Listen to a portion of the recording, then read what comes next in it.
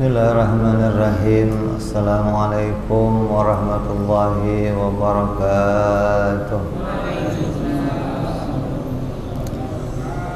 Al-Fatiha ila ruhi Sayyidina wa Habibina Syafi'ina Rasulillah Sayyidina Muhammad ibn Abdullah sallallahu alaihi wa ala alihi wa ashabihi wa azwajihi wa dhurriyyatihi Inna Allah yu'ali darajatihim bil jannah wa yanfa'una bi asrarihim wa alwarihim wa ulumihim wa nafahatihim وبركاتهم في الدين والدنيا والآخرة وجعلنا من حزبهم يرزقنا محبتهم ويتوفنا على ملتهم ويحشرنا في زمرتهم بالعافية والسلامة ثم الفتح إلى صاحب الكتاب ثم إلى صاحب المقام الولاية الحبيب حسين بن أبو بكر العذر ثم إلى هجرة الوالد الحبيب عبد الله بن محسن العطاس ثم إلى والد الشريف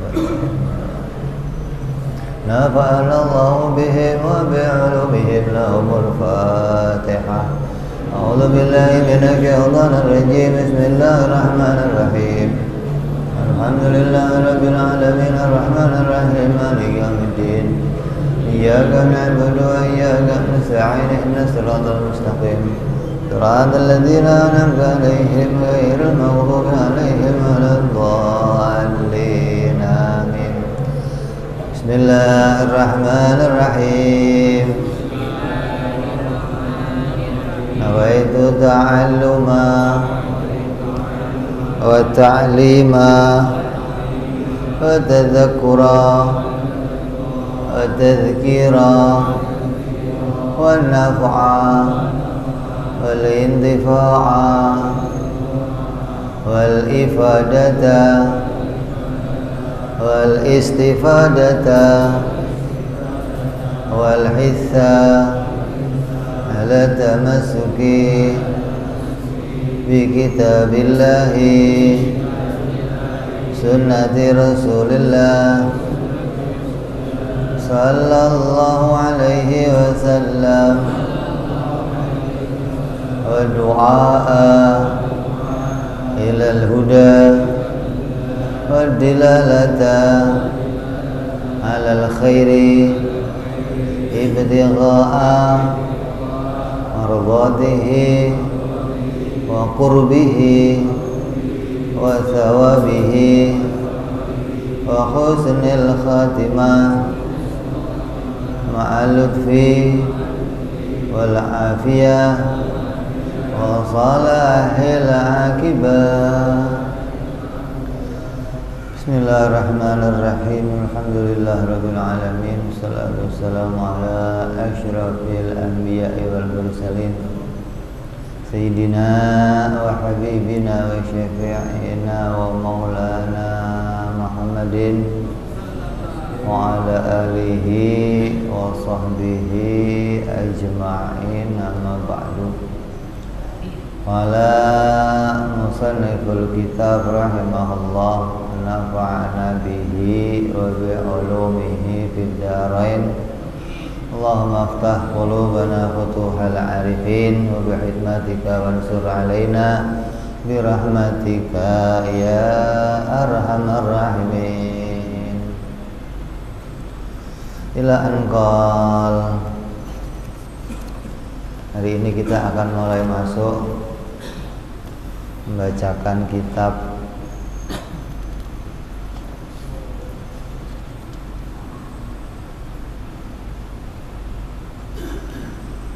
yang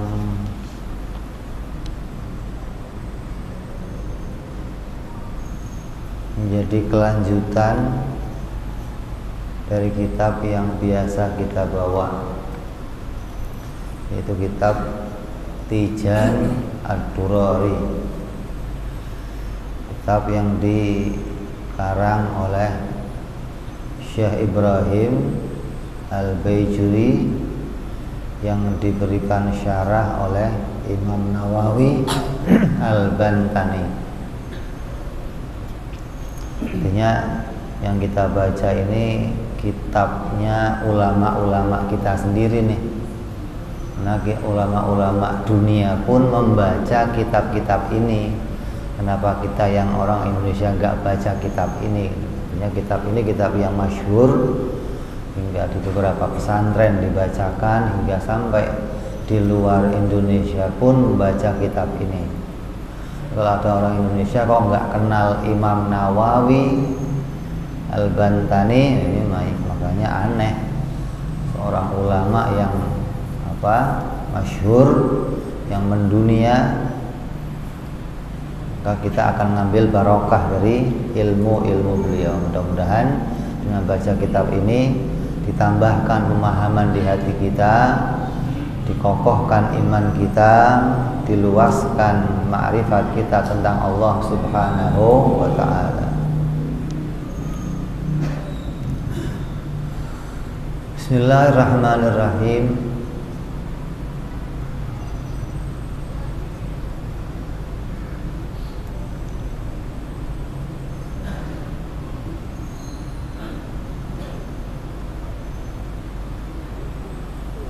Alhamdulillah al-munazzahi an simatil hudusi wal alwani wal kaifiyat. Segala puji bagi Allah Subhanahu wa ta'ala, Zat yang maha suci dari sifat-sifat makhluk, Zat yang maha suci dari bentuk-bentuk, Zat yang maha suci dari warna-warna, menunjukkan bahwa Allah Subhanahu wa ta'ala jauh dari persifatannya makhluk. Wa asyhadu an la ilaha illallah al-ghaniyyu an kulli ma siwah wal muftaqiru ilaihi kullu syai'in fi sairil awqat. Dan aku bersaksi bahwa tidak ada Tuhan selain Allah yang maha kaya, yang segala sesuatu butuh kepada Dia, dan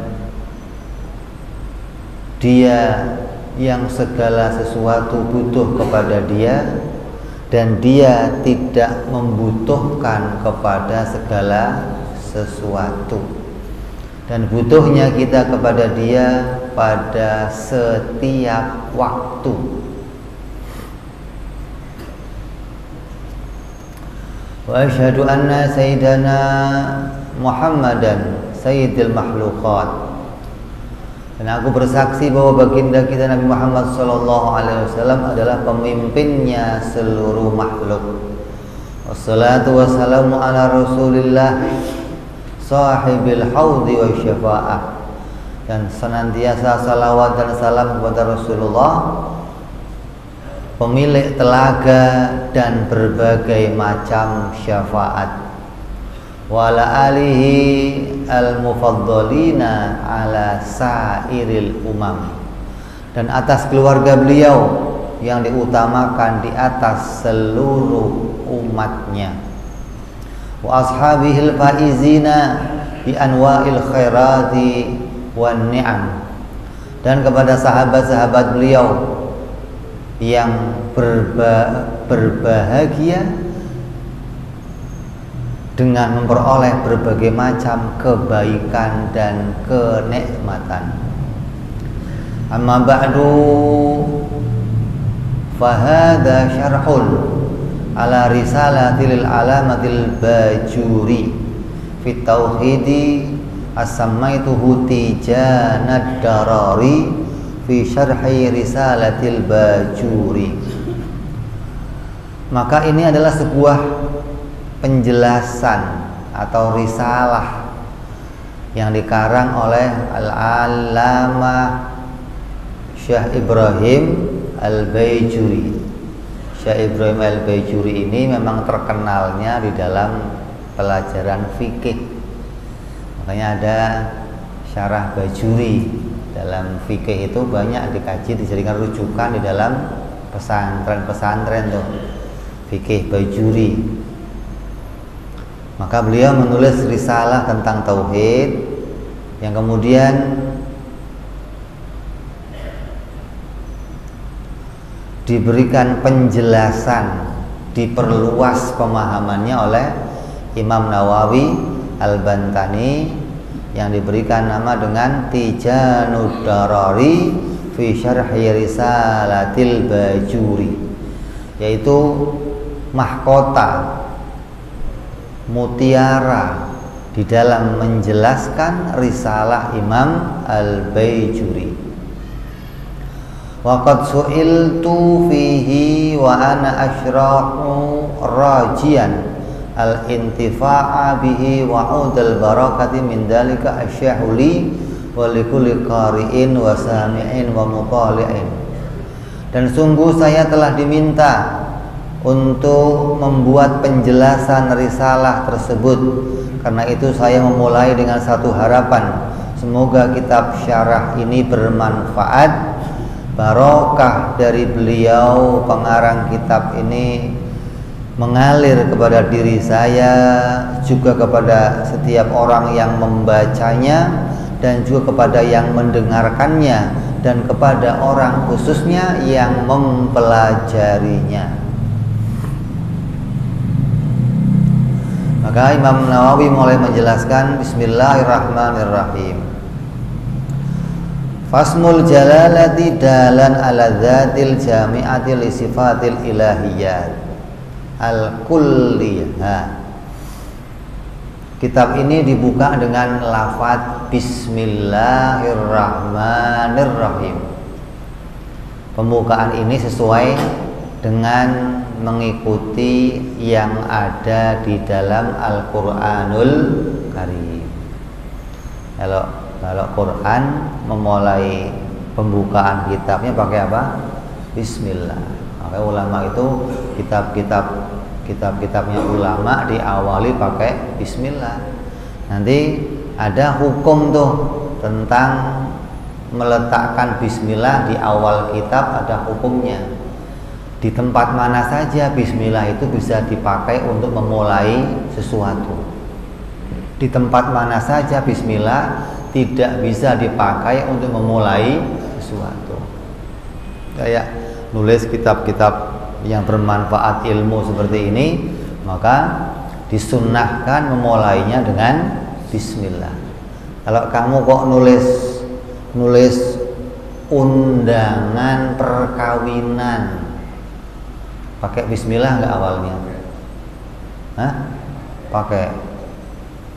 Kalau kamu pengen undangan kawinan kok inti mulai pakai Bismillah, itu yang nerima undangan kamu suruh merawat undangannya berarti. Kira-kira undangan itu habis dibaca diapain? Disimpan apa dibuang? Ada Bismillahnya gimana? Ada Bismillahnya enggak? Gimana dong? Maka jangan. Karena tahu habis itu akan dibuang itu. Gak ada orang terima undangan disimpan kasih minyak wangi ada. Itu undangan presiden kali begitu. Undangannya tetangga kamu dibuang doang, atau paling buat ganjel pintu disobek, buat ganjel meja. Makanya dulu kakek saya sering kali kalau dapat undangan Bismillahnya disobek tuh, dikumpul misal toples gitu, kumpul. Ininya sudah buang. Kenapa? Memuliakan lafaz Bismillahirrahmanirrahim. Jangan sampai itu nanti terbuang saja. Kita kadang nggak tahu, pokoknya pakai Bismillah aja lah. Jadi Bismillah itu mau pakai untuk memulai sesuatu yang mulia, seperti kitab-kitab ilmu. Mau belajar, bukunya diawali pakai Bismillah, hadis pakai Bismillah. Kalau nulis surat buat pacar kamu pakai Bismillah enggak? Pacaran mau ngirim surat ke pacarnya gitu, Bismillah enggak?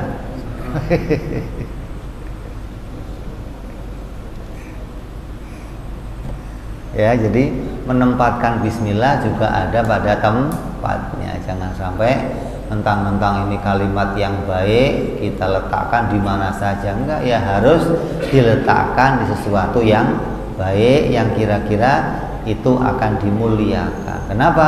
Karena dalam beberapa hadis, siapa orang yang menuliskan bismillah itu akan senantiasa mendapatkan rahmat dari Allah Subhanahu wa ta'ala, dimintakan ampunan, didoakan oleh para malaikat gitu. Maka tuliskan ini pada sesuatu yang baik.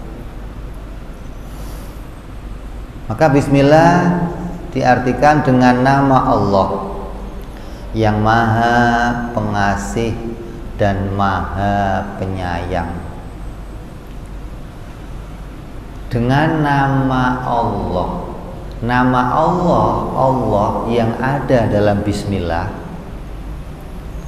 itu adalah ismul jalalah, dalan, termasuk namanya Allah yang menunjukkan kepada zat dan semua sifat-sifat ketuhanannya. Allah itu adalah satu nama yang menunjukkan bahwa yang punya nama Allah itu adalah zat dengan seluruh sifat-sifat yang agung, dengan seluruh sifat-sifat yang mulia gitu. Jadi lafadz ini, nama ini sudah menjadi nama yang mengumpulkan seluruhnya. Dengan kita mendengar nama Allah, maka akal kita, pikiran kita akan tahu bahwa nama itu adalah miliknya zat dengan seluruh sifat-sifat yang mulia, dengan sifat-sifat yang agung.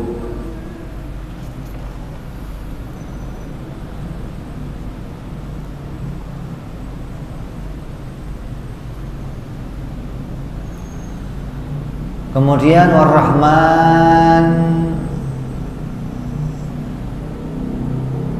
lafadz Ar-Rahman, wa katsirur rahmati li ibadihi bisatri fid dunya.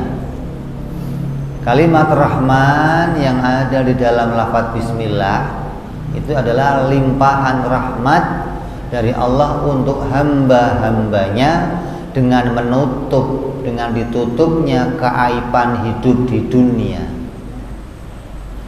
Kita ini di dunia oleh Allah dimuliakan dengan apa? Ditutupnya aib kita. Kalau kamu kok tahu aib saya, kamu nggak mau ngaji sama saya. Kamu kok tahu aib sebelah kamu duduknya males, kamu sono dikit lah, jelek, kamu nggak taunya. Untung kita nggak saling tahu aibnya masing, sehingga kita harus senantiasa husnudzon. Ini lebih mulia dari saya, ini lebih agung dari saya, lebih terhormat dari saya. Ini bentuk apa? Rahmatnya Allah. Jadi dari kalimat Ar-Rahman itu di dalamnya adalah bentuk banyaknya kebaikan Allah yang dilimpahkan oleh Allah untuk kita di dunia. Termasuknya apa? Ditutupnya aib kita dari diketahui oleh orang lain. Berarti ini anugerah nih. Kita ini seringkali melakukan sebuah dosa dan Allah menutup aib itu hingga orang lain nggak tahu dosa kita. Beda sama umat-umat terdahulu. Umat terdahulu kalau ngelakuin dosa, di pintu rumahnya langsung tertulis, fulan ngelakuin maksiat, ngintip wanita mandi, ditulis langsung tuh. Jadi ente nggak bisa bohong sama orang lain. Coba, kira-kira malu nggak ente? Hah? Ente malam tadi ngintip, pagi-pagi ditulis fulan main judi koprok ya, fulan minum ciu 2 gelas gitu, ditulis di pintu rumahnya. Gak ada aib yang dibuka aib kita, artinya semua kesalahan kita dibuka oleh Allah. Fulan ketemu janda hirang, siapa nggak rame ente? Apa nggak ribut sama bini ya begitu? Lah, rahmatnya Allah untuk umat Nabi Muhammad Sallallahu Alaihi Wasallam ditutupnya aib kita oleh Allah, nggak diberitakan kecuali kapan? Nanti setelah kita dikumpulkan di akhirat. Dikatakan apa? Yauma tublas sarair, hari di mana semua rahasia-rahasia akan dibuka oleh Allah. Kapan? Di hari akhirat, ketika kita dikumpulkan di padang mahsyar, barulah akan diceritakan, fulan dulu begini, fulan dulu begini. Akan diputer film kita tuh, hari-hari kita bagaimana, keadaan kita bagaimana, diputer hingga semua orang akan lihat. Dan kita yang filmnya jelek hanya akan tertunduk malu melihat apa yang kita perbuat di dunia. Di dunia sekarang nggak ada yang tahu, ditutup oleh Allah. Kecuali ada orang yang super bodoh, ada. Allah sudah menutup aib kita. Caranya Allah nutup aib bagaimana? Hikmahnya Allah menjadikan malam hari. Karena orang maksiat seringnya apa? Malam apa siang? Malam, biar nggak kelihatan. Hikmahnya Allah jadikan gelap. Namanya warung remang-remang itu apa? Biar orang nggak tahu siapa yang datang ke situ, gitu loh. Bukan warung terang-terang, bukan warung remang-remang. Orang nggak ngerti. Kamu duduk di sini, kawan kamu di sana, nggak tahu siapa. Masing-masing lah. Pokoknya sama-sama masuk warung, gitu loh. Beda sama warteg. Kalau warteg mah jelas-jelasan namanya. Yang penting hordengnya separuh, kakinya gantung doang, orang melihat hordeng makan di dalam gitu. Allah jadikan malam hari sebagai penutup aib kita. Begitu malam sudah ditutup aibnya oleh Allah, nggak ada orang yang tahu. Siangnya cerita dia, semalam gua habis 2 botol. Ini orang gila nih begini. Udah ditutup aibnya, dia sendiri yang cerita sama orang. Semalam saya habis di sini nyawer, habis sekian. Naudzubillah. Bangga menceritakan kemaksiatannya kepada yang lain. Coba. Kita kepengen maksiat ditutup oleh Allah, dengan rahmatnya Allah itu ditutup, tapi dia bangga menceritakan sama orang lain. Hati-hati nih. Ini berarti orang ini nggak menghormati rahmatnya Allah Subhanahu wa ta'ala. Itu lafaz atau sifat Allah Ar-Rahman, yang menunjukkan bahwa di dalamnya adalah begitu kita dilimpahi rahmatnya Allah, hingga semua orang kafir pun masuk ke dalamnya. Gak cuma orang mukmin nih. Rahmat ini melingkupi semuanya sampai dengan orang kafir masuk ke dalamnya. Orang kafir juga dapat rahmat di dunia, dapat kebaikan, bisa nafas, bisa hidup, bisa bekerja, walaupun dia nggak iman kepada Allah. Ketika dia kok makan nasi nggak baca bismillah, kenyang nggak? Rahmatnya Allah. Nah, kalau ada orang kok nggak baca bismillah nggak kenyang, kira-kira semua orang baca bismillah? Ente makan nggak bismillah, gua nggak kenyang kalau nggak bismillah. Ya semua orang akan bismillah, tapi rahmatnya Allah, nggak bismillah kenyang, yang bismillah kenyang. Ini rahmat ini luas untuk seluruh hambanya Allah, hingga kepada orang kafir pun mendapatkan ini di dunia.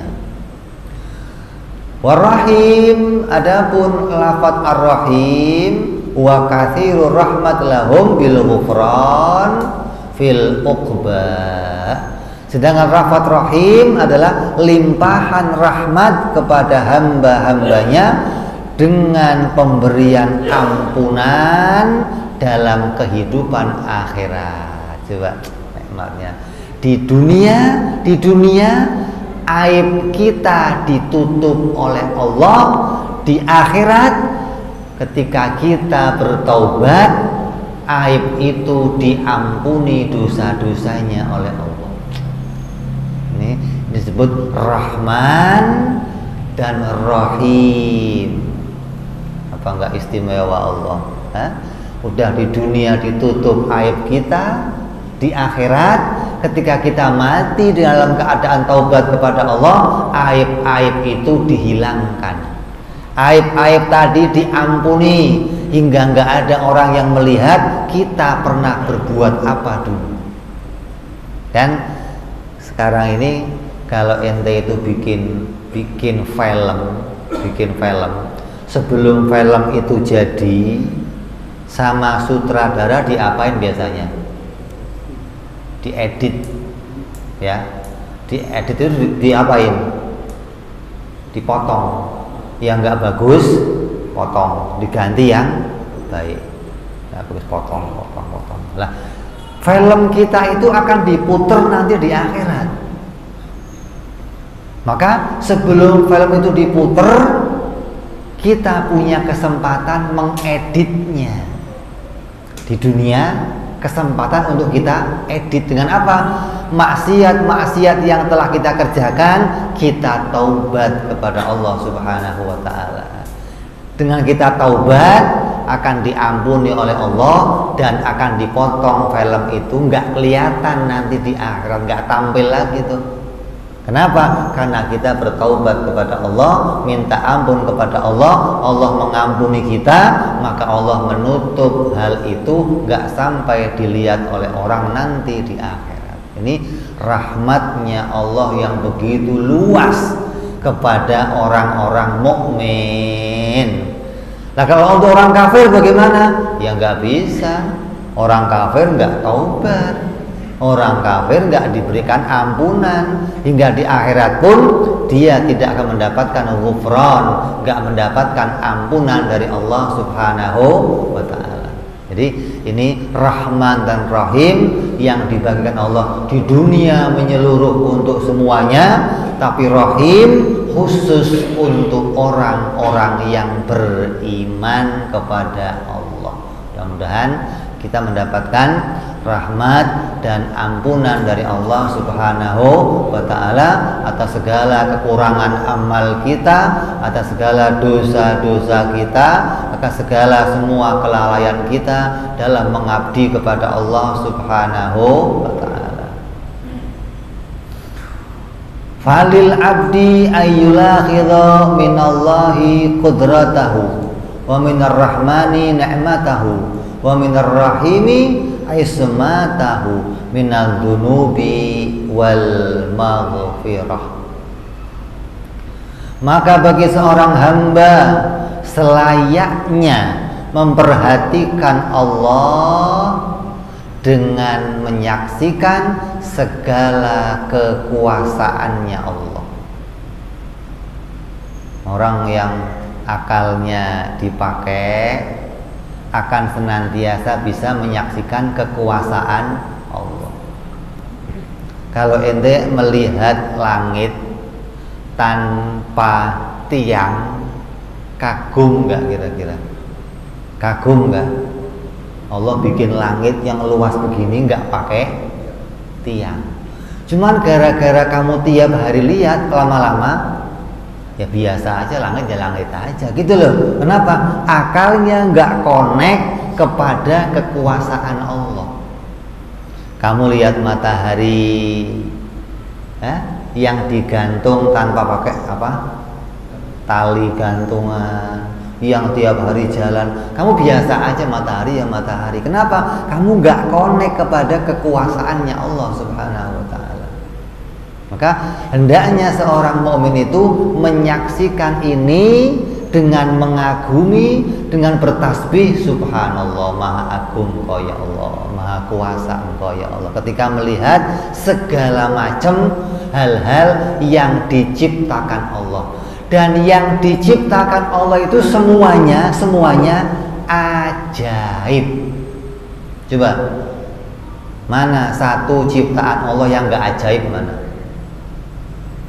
Manusia ajaib, langit ajaib, matahari, bulan ajaib, semuanya ajaib. Allah bikin hujan, ini ajaib. Pohon-pohon itu ajaib. Kalau kamu mau pikir, ini semua sungguh ajaib yang diciptakan oleh Allah. Hanya kita nggak pernah berpikir ke arah itu, hingga menganggap ini dianggap hal biasa-biasa saja. Nggak pernah mengagumi kekuasaannya Allah Subhanahu wa ta'ala. Ente sama bini kamu kumpul, keluarnya anak, ini ajaib. Cuman umbel sama umbel kumpul jadi anak. Coba umbel kamu keluarin sama umbel yang lain keluarin jadi anak apa enggak? Jadi anak ya. Ketika kita melihat kok bisa begitu, mestinya ajaib, Masya Allah, Maha Agung kok ya Allah. Ini orang yang berakal akan sampai ke situ. Tapi bagi orang yang nggak mau berpikir, ya biasa-biasa aja, nggak dianggap hal yang istimewa. Enggak. Kamu makan, yang masuk apa? Sayuran, daging, roti, jengkol, keluarnya satu kuning semua. Ada yang lain ada. Ini ajaib. Kalau ini ente nggak pernah mikir pas lagi dibuang, ajib kok kuning semua. Itu tafakur kepada Allah. Ente minum Sprite, ente minum apa yang merah, sirup merah, hijau, keluarnya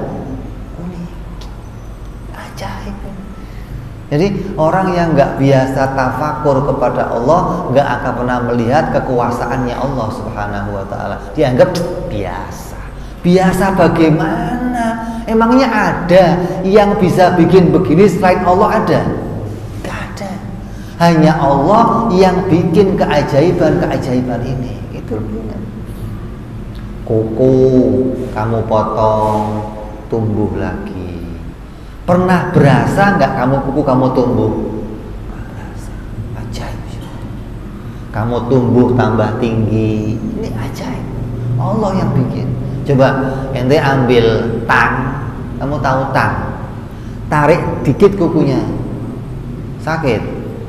Tapi Allah yang memanjangkan, kamu nggak berasa. Itu ajaib mestinya. Subhanallah. Ini bahan tafakur. Satu kali kamu mentafakuri kekuasaannya Allah, mengagumi kekuasaannya Allah, seperti ibadah 70.000 tahun. Coba. Satu keajaiban ini kamu kagumi dan bertambah iman kamu pada kekuasaannya Allah, sama seperti ibadah 70.000 tahun. Ke WC cuma lihat kuning, ajib, 70.000 tahun. Kamu lihat kuku yang kamu potong terus tumbuh lagi, ajib, 70.000 tahun pahalanya. Terus apalagi tiap waktu kamu nyaksiin, ya Allah Maha Agung kau ya Allah, ya Allah. Begitu murahnya Allah kepada kita, asal kita mau tafakur kepada keagungannya Allah Subhanahu wa ta'ala. Ente kan enggak, tafakurnya, kagumnya ngelihat orang bule. Kalau ada orang bule bikin pesawat pinter, Allah enggak dikagumi sih. Ada orang bule bikin komputer keren, orang bule ini pinter. Ente nggak mikir yang bikin orang bule ini siapa? Ente nggak mikir lebih pinter mana gitu loh. Ente lihat orang bule bikin mobil yang keren, hebat. Ente lihat orang, kenapa? Nggak terbiasa tafakur tentang Allah. Hanya yang dilihat mata yang kamu kagumi. Padahal tafakur pada ciptaannya Allah itu lebih istimewa. Kalau kamu kagum sama orang bule, ada pahalanya. Dikasih duit berapa kamu? Gak ada apa-apanya, gak ada. Tapi kamu tafakur kepada Allah, Masya Allah, dilimpahkan kamu pahala oleh Allah Subhanahu wa ta'ala. Maka selayaknya seorang hamba memperhatikan Allah terhadap kekuasaannya Allah, yang semuanya yang Allah kuasai begitu ajaib. Terus memperhatikan sifat rahmannya Allah terhadap nikmat-nikmat yang luas yang diberikan. Apa? Nikmat hidup, nikmat bernafas. Kenapa nikmat hidup? Kafir mukmin dikasih hidup. Bernafas, kafir mukmin dikasih nafas. Ini rahmat ini. Semua dikasih oleh Allah. Enggak ada yang bisa nafas yang beriman aja, enggak. Makan, kenyang, minum, bekerja, kawin, orang kafir juga dapat. Ini rahmatnya Allah. Hingga orang-orang kafir seakan menganggap saya tanpa Allah pun bisa begini. Dia nggak tahu itu rahmat yang Allah limpahkan di dunia. Hingga kamu nggak berasa kalau kamu dilimpahi rahmat itu tiap waktu oleh Allah Subhanahu wa ta'ala. Jadi kita hendaknya memperhatikan rahmat ini dari sifat-sifatnya Allah Subhanahu wa ta'ala. Kemudian memperhatikan sifat rahim terhadap pemeliharaannya dari dosa-dosa dan mengampuninya. Ya Allah, Engkau yang maha mengampuni ya Allah. Mudah-mudahan saya dijaga nggak ngelakuin maksiat, nggak ngelakuin dosa, nggak ngelakuin hal-hal yang ingkar kepadamu. Kalaupun saya ingkar ya Allah, lalai, ampuni ya Allah, hapus dosa saya, berikan rahimmu kepadaku ya Allah. Ini perhatikan ini kepada Allah Subhanahu wa ta'ala. Maka dengan perhatian kamu terhadap hal-hal ini, Allah memberi kamu pahala seperti ibadah 70.000 tahun. Tafakkaru sa'ah khairun min ibadatin sab'ina sana, hadis Nabi. Coba nyambung apa nyambung? Nyambung apa nyambung? Hebat enggak Tuhan? Hebat enggak Allah? Begitu rahmatnya enggak terukur untuk kita. Hanya kitanya saja yang kadang enggak punya perhatian kepada Allah Subhanahu wa ta'ala. Enggak pernah punya perhatian kepada keagungannya Allah, kepada rahmatnya Allah, kepada rahimnya Allah kepada kita. Kita enggak perhatian. Padahal kamu tafakur pegang tasbih bolak-balik sampai lecet tangannya, pahalanya kecil. Tapi satu tasbih kamu puter, subhanallah, satu puter melihat langit, subhanallah, lihat, itu pahalanya luar biasa. Dalam satu kisah, Imam As-Sanusi rahimahullah, ketika abahnya meninggal, abahnya itu namanya Imam Syekh Yusuf. Ketika meninggal, salah satu kawannya memimpikan dia. Kemudian dalam kuburnya dia ditanya, ya Syekh, apa yang kamu dapat dari Allah? Alhamdulillah, saya dapat banyak rahmat Allah, diampuni dosa-dosa saya. Ditanya, karena amal apa ini dapat itu semua? Bukan saya, tapi saya dapat ini semua karena anak saya, Sanusi. Kenapa anak ente? Ketika saya meninggal, dia sedang ada di atas gunung dan dia tafakur pada keagungannya Allah. Dengan tafakurnya dia, saya diampuni dosa-dosanya oleh Allah Subhanahu wa ta'ala. Coba, tafakurnya seorang anak membawa ampunan untuk kedua orang tuanya. Tasbihnya sekali muter subhanallah, tapi melihat langit, subhanallah, melihat bulan, subhanallah, melihat matahari, subhanallah, melihat dirinya, melihat Subhanallah yang muter itu penuh keagungan kepada Allah, bukan subhanallah, subhanallah, subhanallah, subhanallah. Akhirnya bunyinya bukan subhanallah, apa? Subhanallah, subhanallah, subhanallah. Ini baca apa? Subhanallah, subhanallah aja. Yang penting selesai 33, alhamdulillah, alhamdulillah, alhamdulillah, alhamdulillah, alhamdulillah.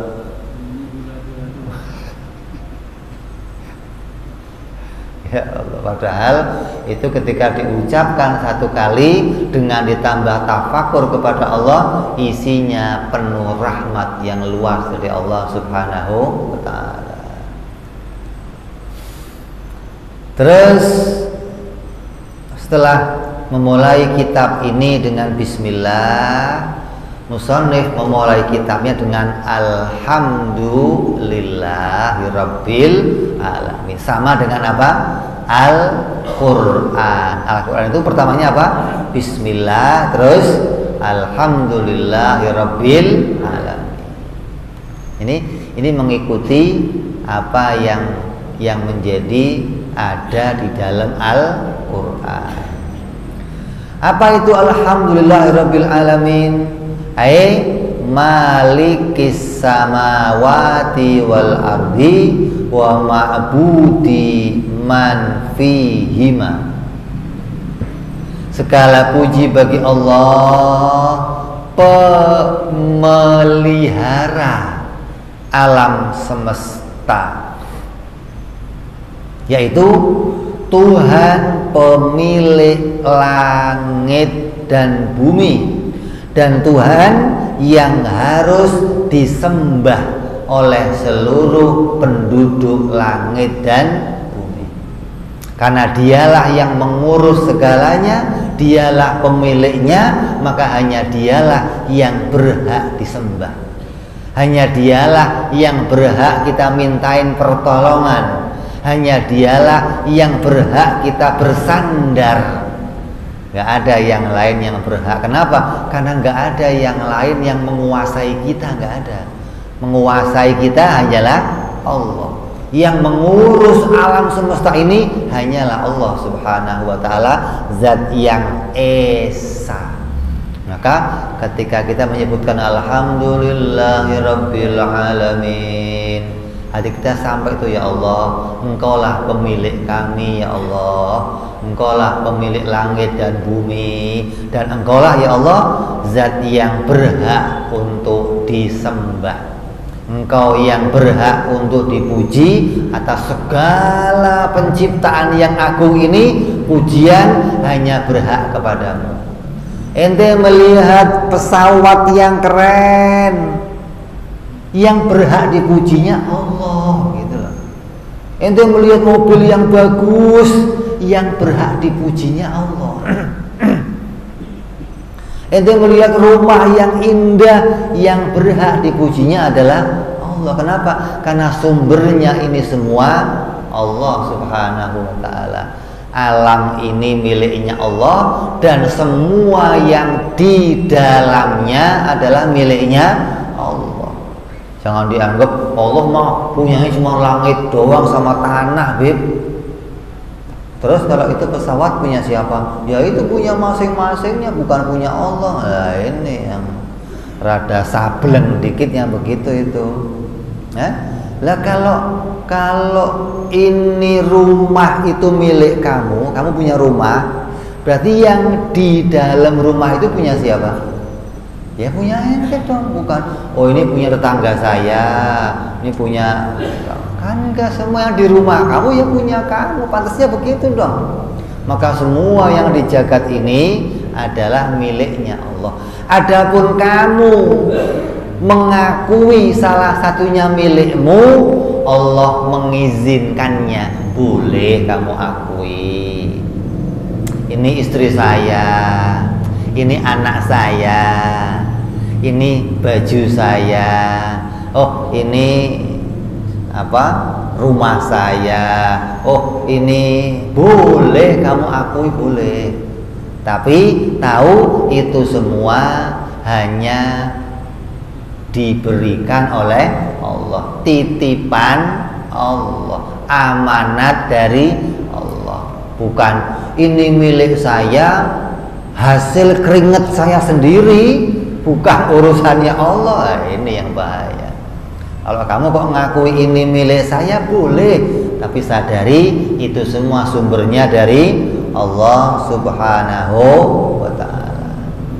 Kita masuk Isya, kita dengar adzan Isya sebentar. Fadhal.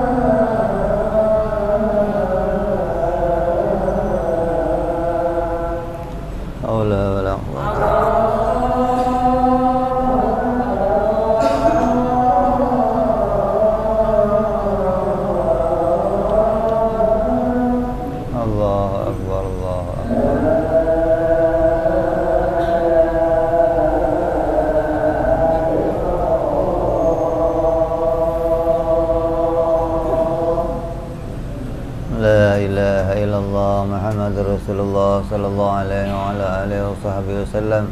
Allahumma rabb hadhihi da'wati tammah salatul qa'imah bi sayyidina Muhammad al-wasilata wal fadilah wa syarafa wa darajat al-aliyah ar-rafi'ah wa madhul maqam al-mahmud alladhi wa'adda ya arhamar rahimin. Rabbi ighfir li wa li walidayya, Rabbi ighfir li wa li walidayya, Rabbi ighfir li wa li walidayya ya Allah. Rabbi ighfir li wa li walidayya, Rabbi ighfir li wa li walidayya warhamhuma kama rabbayana shighara. Allahumma barik lana wa fi auladina wa hafadhum wa la tadurruhum warzuqna birrahum wa fiqhum li ta'atik. Allahumma barik lana wa lahum fil hal wal ma'al wal iyal bijahi kabiril muta'al. Wa sallallahu ala sayyidina Muhammadin wa ala alihi wa sahbihi wa sallam walhamdulillahi rabbil alamin. Terus kita lanjutkan. Setelah memulai dengan bismillah, lalu alhamdulillah, lalu dilanjutkan dengan wassalatu wassalamu ala rasulillahi sallallahu alaihi wasallam. Musannif memulai kitabnya setelah bismillah, terus alhamdulillah, terus dimulai dengan salawat kepada baginda kita Nabi Muhammad sallallahu alaihi wasallam. Dan salawatnya sempurna nih, salawat dan salam. Karena perintahnya apa? Ya ayyuhalladzina amanu sallu alaihi wasallimu. Kalau cuma salawat doang gimana nggak pakai salam? Baik, tapi lebih baik sempurna salawat dan salam. Salam doang gimana nggak pakai salawat? Baik, tapi lebih baik salam dan salawat.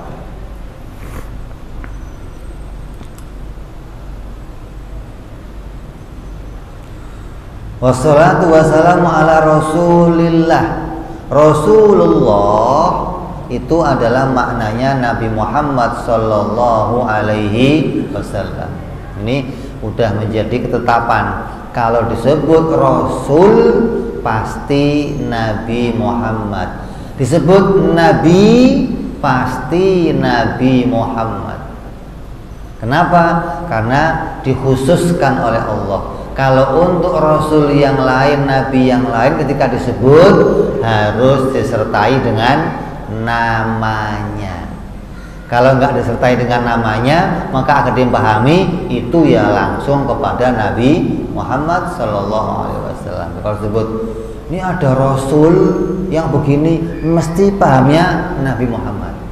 Kalau mau menceritakan Nabi yang lain, dibawa namanya sekalian. Kalau cuma Rasulullah akan langsung dinisbatkan kepada Nabi Muhammad Sallallahu Alaihi Wasallam. Maka musannif memulai kitab ini dengan salawat karena banyak kemuliaannya dari salawat dan salam kepada Rasulullah. Apabila dituliskan di suatu kertas, di suatu buku, selama tulisan itu belum hilang, Allah akan turunkan malaikat untuk memintakan ampun kepada orang yang menulisnya. Jadi kalau ada orang menulis sholawat, bungkus, taruh, disimpan, maka selama tulisannya masih ada, ketika dia niatnya memuji kepada Rasulullah, mendoakan Rasulullah, Allah akan turunkan malaikat untuk memintakan ampun untuknya sampai tulisan tersebut hilang. Kalau nggak hilang, ya terus akan dimintakan ampun oleh malaikat yang diciptakan oleh Allah Subhanahu wa Ta'ala. Fa'innahu sara alaman, maka nama itu khusus alaman bil balaghah ala tilka dzatis syarif. Nama itu memang Rasul itu memang sesuatu yang dikhususkan hanya untuk Nabi Muhammad Sallallahu Alaihi Wasallam, berbeda dengan nabi-nabi yang lain. Apa kemudian maknanya salawat? Salawat maknanya ya kita mendoakan, kita mengagungkan, kita memohon kepada Allah, Allah Subhanahu wa Ta'ala menaikkan, meninggikan, memuncakkan derajatnya Nabi Muhammad Sallallahu Alaihi Wasallam. Ada yang mengatakan Nabi kan udah sampai puncak derajatnya. Kalau kita doakan lagi, nanti harapannya sesuatu yang Nabi itu sudah sampai puncak, maka Nabi nggak bisa nambah lagi. Ibarat air dalam gelas itu kalau ditambahin apa? Luber. Luberannya nanti kembali kepada kita. Ini secara lafaz, secara keinginan, niat harus seperti itu. Ketika kita bersolawat kepada Nabi, mengharapkan kita mendapatkan tambahan, mendapatkan anugerah juga dari Allah Subhanahu wa Ta'ala. Tapi secara hakikat, ketika kita melihat kudrat dan iradahnya Allah, maka Allah bisa menambahkan kemuliaan Nabi hingga tak terbatas gitu. Seperti nikmatnya surga yang tidak terbatas. Hari ini enak, besok tambah enak, besok sampai kapan? Sampai tak terhingga. Maka Allah pun bisa memuliakan Nabi, menambah kemuliaannya hingga tak terhingga. Hari ini dimuliakan, besok tambah mulia, besok tambah mulia, terus tambah mulia sampai tak terhingga. Maka dengan kudrat iradahnya Allah, hati kita, iman kita harus mengatakan Allah mampu menjadikan yang demikian. Adapun harapannya secara zahir, harapannya berharap sholawat yang saya berikan kepada Nabi, saya mendapatkan kebaikan dari sholawat itu, gitu loh. Ibaratnya ginilah, kita ini kalau sholawat itu bawa sesuatu yang kecil. Kamu kalau kira-kira bawa dari rumah, bawa nasi uduk. Tahu nasi uduk? Nasi uduk yang pagi-pagi sarapan ada kerupuknya itu, sekantong kamu bawa ke tempatnya Jokowi. Ini assalamualaikum ke kantor Istana Negara, ngasih nasi uduk sebungkus, kira-kira pulang dapat apa? Dapat sepeda, dapat duit, dapat komplit, padahal modalnya cuman nasi uduk. Itu begitu harapannya, gitu loh. Salawat yang kecil ini kita berikan, harapannya mendapat limpahan yang besar dari Allah Subhanahu wa ta'ala.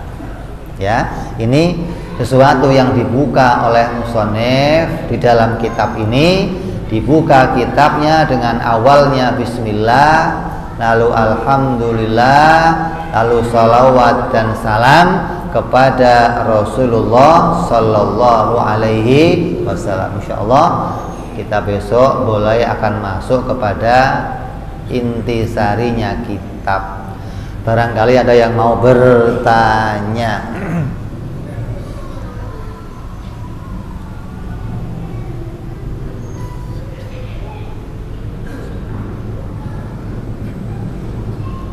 Assalamualaikum warahmatullahi wabarakatuh.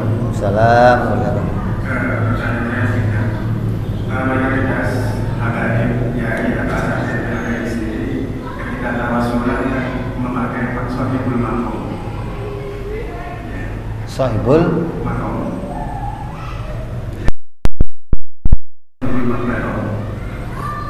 Yang saya tanyakan, kata-kata maqam ini kan lebih umum dibanding pada orang-orang yang tidak sahibul maqam. Pasti yang dimaksudkan adalah hal itu. Tapi kalau makam itu ada, bisa bisa diartikan musuh ibadah, tempat khulwat, tempat riadah atau penjelasan. Contohnya misalkan Nabi Ibrahim itu makamnya banyak, ada di Mekah, ada di Madinah. Begitu juga Sunan Bonang, makamnya ada di Semarang, ada di Kendal, ada di Lasem, ada di Tuban, ada di Bawean, ada di Madura. Sementara makbarnya hanya di Tuban saja. Kenapa tidak pakai sahibul maqam? Kalau tidak pakai istilah bahasa, itu yang pertama. Yang kedua, banyak yang diriwayatkan oleh beberapa masyayikh dari Saudi Arabia, contoh misalkan Syekh Muhammad Maliki bin Abbas Al-Asadi. Kemudian saya pernah ikut kajian dari Syekh Yasin Al-Fadani tahun 87 di Jawa Timur. Itu menggunakan sahibul maqam. Begitu juga Syekh Ahmad Zaini Dahlan di Mekah juga sahibul maqam. Nah, apa alasan Ustaz di sini menggunakan sahibul maqam dan tidak pakai sahibul maqam? Padahal sanad-sanad yang sudah berkembang, yang sudah mutasil itu pakai sahibul maqam. Apa alasannya pakai sahibul maqam atau tidak pakai sahibul maqam? Itu bukan yang utama. Yang kedua, di beberapa Al-Quran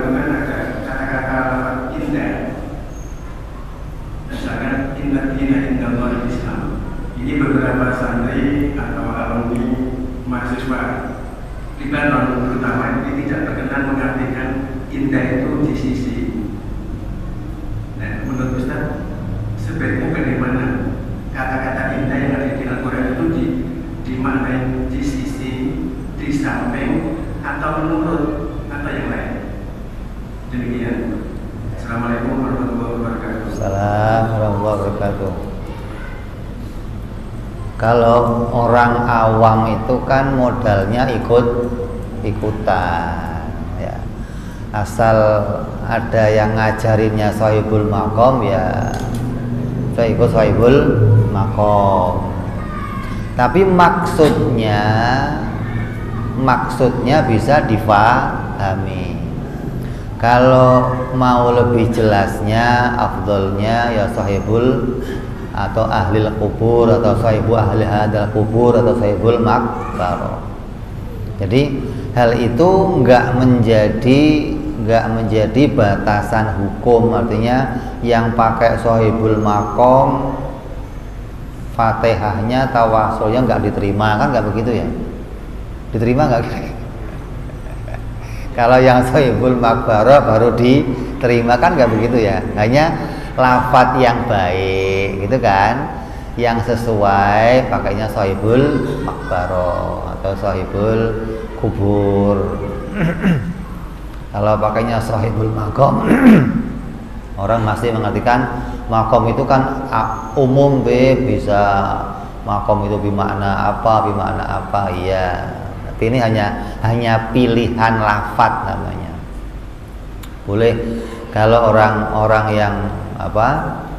yang sudah terbiasa pakai lafadz itu karena mengikuti orang-orang yang menggunakannya, asal niatnya sampai kira-kira malaikat nggak salah catet, dan mudah-mudahan ya malaikat tahu bahwa itu tujuannya ke situ gitu, bukan makom-makom lain.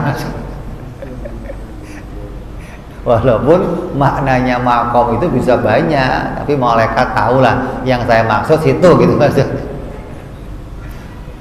Terus lafadz inna dina indallahil Islam. Punya agama itu di sisi Allah itu adalah agama Islam. Agama yang di sisi Allah adalah agama Islam.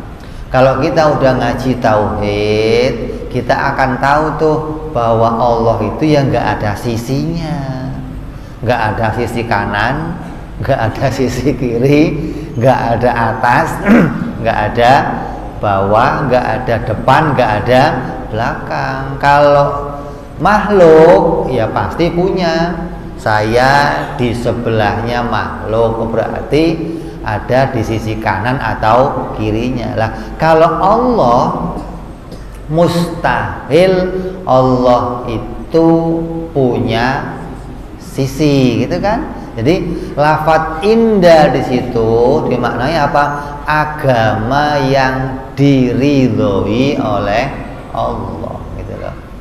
Artinya agama yang diridhoi oleh Allah adalah agama Islam. Agama yang diterima oleh Allah, agama yang dikehendaki oleh Allah adalah agama Islam. Karena kita nggak mungkin mengartikan sisi itu agama yang ada di sisinya Allah adalah agama Islam. Sisi itu mesti maknanya kita takwil atau kita tafwidkan kepada makna yang layak bagi Allah Subhanahu wa ta'ala. Kayak Ka'bah itu di sebelah kanannya Allah. Gimana enten artinya?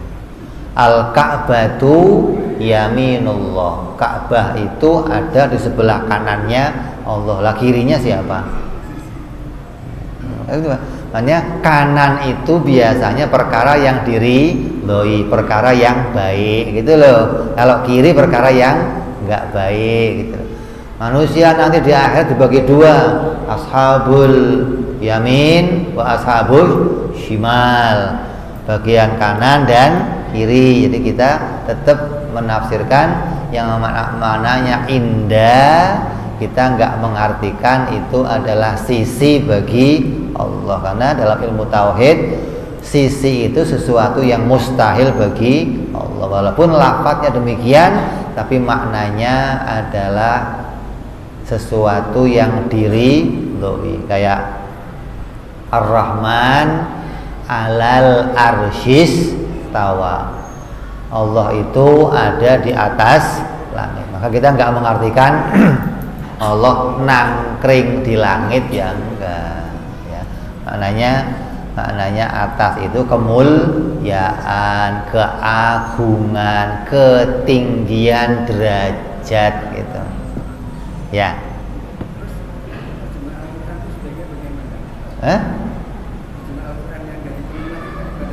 Terjemah itu nggak apa-apa. Terjemah itu tinggal cari lafadz atau makna yang layak atau yang disepakati, tapi pemahamannya harus sampai gitu loh. Kalau kita mau mengacunya kepada meluruskan makna terjemahnya dalam Al-Quran, mau ditafsiri sekalian, maka berarti kita akan keluar dari makna lafadznya, gitu kan. Jadi kalau nanti terjemahnya bagaimana, Bib? Ya, nanti rapat sama MUI, itu coba MUI cocoknya lafadz yang mana? Apa lafadznya itu sisi, atau lafadznya itu samping, atau lafadznya itu menurut, ya. Kalau saya lebih cocok agama Islam itu agama yang baik menurut Allah, atau di hadapannya Allah, atau yang diridhoi oleh Allah adalah agama Islam. Jadi lafadz sisi itu kalau mau diterjemahkan tetap harus segala sesuatu yang menunjukkan kesamaan dengan sifat makhluk maka harus ditakwil. Jadi lafadznya begitu, tapi maknanya nggak boleh begitu. Nyambung? Udah? Ada yang lain? Udah, kita tutup. Ini pertanyaannya bagus, artinya nyambung, artinya sesuatu yang penting, karena seringkali banyak sekali orang yang membingungkan oleh makna-makna terjemah Al-Quran. Maka ulama-ulama dulu itu nggak seneng sama terjemahan Al-Quran, nggak seneng. Tapi orang-orang sekarang lebih seneng baca terjemahan Al-Quran. Kalau saya jadi Menteri Agama, kalau kan ya, itu di depannya Al-Quran itu, kalau dulu kan ada lafaz ada gambar apa? Mulut, ya. Ada nggak? Isinya apa itu? Alif, ba, ta, cara maharjul huruf, tempat-tempatnya huruf di mana ada tuh depannya Al-Quran. Lah, karena sekarang udah banyak terjemahan Al-Quran, kalau saya di awal terjemahan Al-Quran harus ada aqaid yang 20. Orang yang belum ngaji aqaid jangan baca terjemah Quran, mesti kesasar begitu. Walaupun dia mau diterjemahkan dengan bahasa apapun mesti kesasar, kecuali dia ngaji ilmu akidah, maka akan aman dia baca terjemahan Al-Quran. Ini usul saya, hingga orang itu akan dibebaskan dari memahami yang salah tentang Allah Subhanahu wa Ta'ala. Ya, insyaallah kita sambung pada perjumpaan yang akan datang. Wallahu a'lam bishawab. Ila hadratin Nabi. Al-Fatihah. A'udzu billahi minasyaitonir rajim. Bismillahirrahmanirrahim. Alhamdulillahi rabbil alamin arrahmanir rahim maliki yaumiddin. Iyyaka na'budu wa iyyaka nasta'in ihdinas siratal mustaqim siratal ladzina an'amta 'alaihim ghairil maghdubi 'alaihim waladdallin. Amin. Ya Rabbana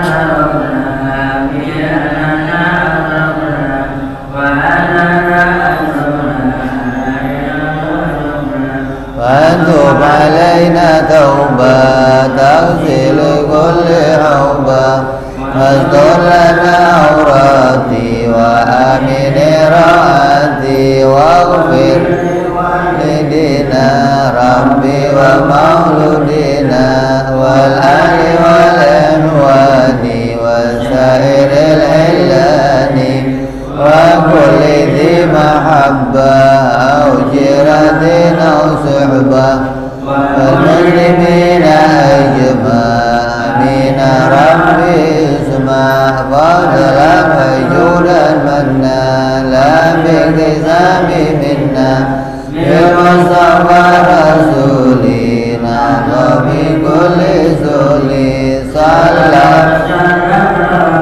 عليه أنت الحب وآله وصحبه عداد طعسي صحبي والحمد لله في البدء والتناهي سبحان ربك رب العزة عما يصفون سلام على المرسلين والحمد لله رب العالمين. Assalamualaikum warahmatullahi wabarakatuh.